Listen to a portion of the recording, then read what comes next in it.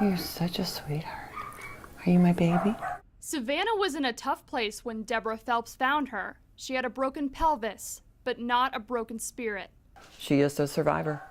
Phelps brought Savannah into the light, and she is not the only dog that needed a guardian angel.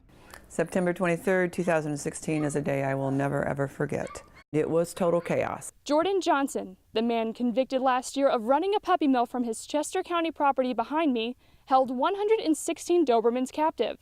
Experts testified that the dogs were malnourished, and when they became too sick, he would throw them in a pit, leaving them to die. Phelps and Project Safe Pet, along with Chester Animal Control, intervened. Everything happens for a reason. And I know it's a cliche, but it's so true. Johnson was convicted. He only served 90 days probation. But last week, Phelps and her team sent a group of the rescued dogs to Minnesota to find their forever home. And we watched that plane, I'll never forget that, go off with 6 Dobermans. That moment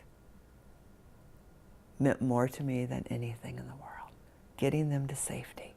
And while the nightmare is over for the Dobermans rescued that fateful day in September, it could live on for others. In 5 years, he can do this all over again. That's not right.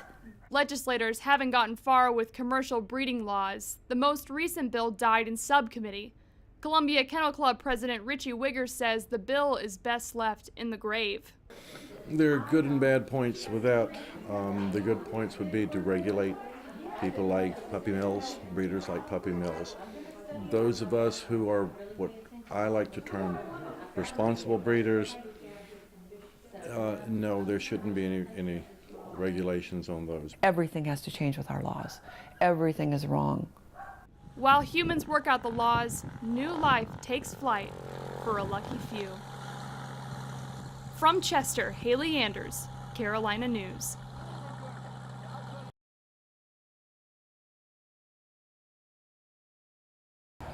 Why are you out here by yourself? Oh, you're not by yourself.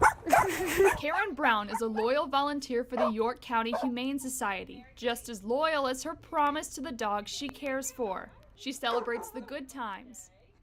She came in one day and she had an application the same day. She set a world record.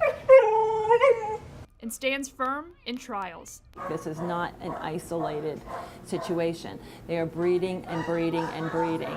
And I don't even like to call it breeding. Backyard breeding runs rampant throughout the state. York County ordinances have harsher penalties than the rest of South Carolina, but Brown says this issue needs to be handled at a higher level. The counties are not in a position to handle something of this magnitude, especially since it is a statewide problem. To believe that it is a local community issue is completely naive. Commercial dog breeding laws regulate how breeders care for their animals. 24 states don't have these laws, including South Carolina. The last puppy mill bust in the state was in September 2016.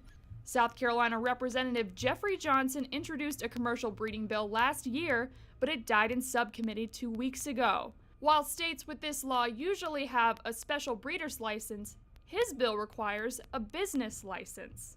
If there is a concern that has been notified to the local police, other authorities, they can go to the business office and find where this business is. A business license. Anybody can get that. Whenever you create a bill, you've got to make sure that it doesn't become so involved that nothing gets done. Even the business license, I don't think there was a lot of approval because some counties don't have business license. So are we now requiring those counties to start having business license?